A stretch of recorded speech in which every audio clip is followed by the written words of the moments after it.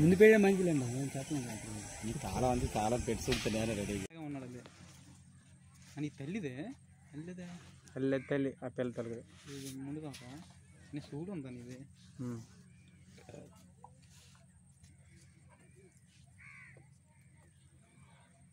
ఏడుతాను కదా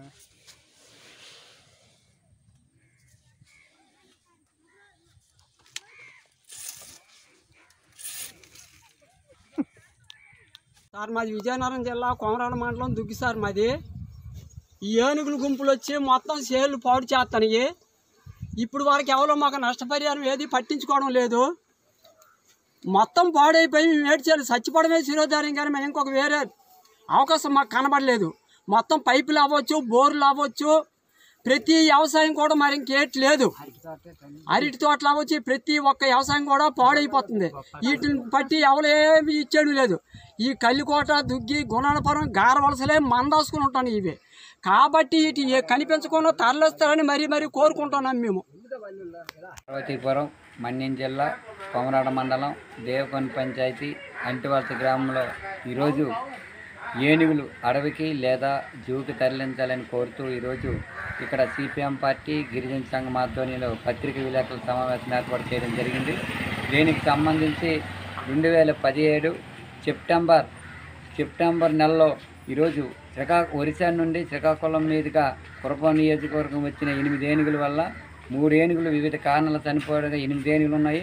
ఈ 8 ఏనుగుల వల్ల ఇప్పటికీ 3 చిన్నపిల్లలు కూడా జన్మించే మొత్తం ఇప్పుడు 8 ఏనుగులు ఉన్నాయి. ఈ 8 ఏనుగుల్లో అరే అనే ఏనుగు ఈరోజు 9 మందిని చంపి ఈరోజు అది గడిచిన 4 నెలలుగా కనిపించిన పరిస్థితి ఉంది. ఇలాంటి సందర్భంలో ఇక్కడ మన కురపం నియోజకవర్గంలో 7 ఏనుగులు, అటు పాలకొండ ఏరియాలో 4 ఏనుగులు, మొత్తం మన పార్వతీపురం మన్యం జిల్లాలో 11 ఏనుగులు ఈరోజు పొలాలకు వెళ్ళి రైతుల యొక్క పంటలు నాశనం చేస్తున్నాయి. అలాగే గ్రామాల మీద పడి పొలాలకు సంబంధించిన మోటార్లు, పంపు చెట్లు వివిధ రకాలుగా ధ్వంసం చేసే పరిస్థితి ఉంది. ఈరోజు పండించిన మొక్కజొన్న కానీ, అరటి కానీ పంటలన్నీ కూడా నాశనం చేసే పరిస్థితి ఉంది. ఇంత జరుగుతుంటే సుమారు 7 సంవత్సరాల 4 నెలలు అవుతుంటే ఫారెస్ట్ అధికారులు ఏనుగుల వెనకాల తిరగడమే తప్ప ఏమాత్రం కూడా ఫలితం లేని పరిస్థితి ఉంది. ఇలాంటి సందర్భంలో ఈరోజు ఏనుగులన్నీ గ్రామ ప్రజల్లో మమేకమయ్యే విధంగా అధికారులు ఉన్నారు తప్ప ఏనుగుల వెనకాల తిరగడమే తప్ప ఏనుగులు తరలించడంలో ఏమాత్రం కూడా చిత్తశుద్ధి లేదు. ఇలాంటి సందర్భంలో పార్వతీపురం మన్యం జిల్లా కలెక్టర్ గారి కార్యాలయంలో అన్ని పార్టీలతో, ప్రజా సంఘాలతో కలిసి ఆందోళన చేసిన సందర్భంలో కలెక్టర్ గారు కూడా హామీ ఇచ్చారు, ఏనుగులపైన చర్యలు తీసుకుంటామన్నారు.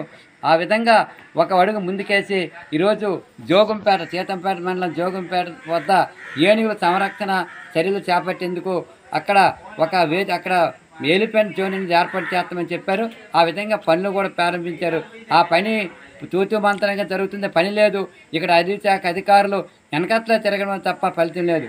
ఇప్పటికే ఎలిఫెంట్కి సంబంధించిన కేర్ టేకర్స్ సుమారు 20 మంది వరకు ఏనుగుల వెనకట్ల రాత్రి పొగలు తిరుగుతారు.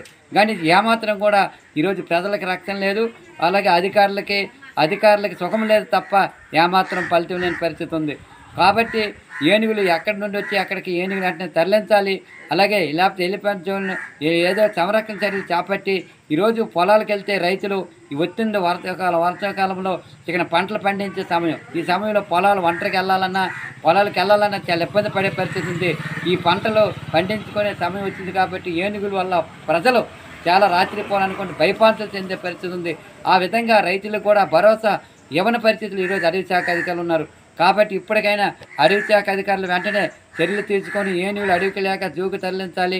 అలాగే ఇప్పటికే పంట నష్టపోవడం కూడా సుమారు సంవత్సరాల వరకు పంట నష్టపోయిన రైతులు రాని పరిస్థితి ఉంది.